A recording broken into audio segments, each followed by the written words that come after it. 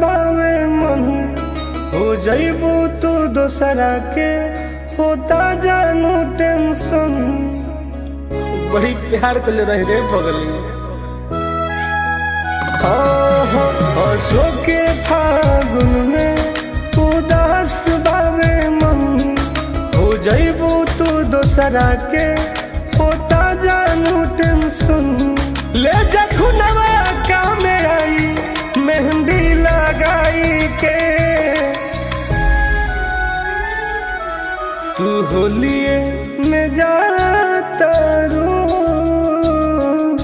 जानू हमके रुबाई के तू तो होलिए में जाता रो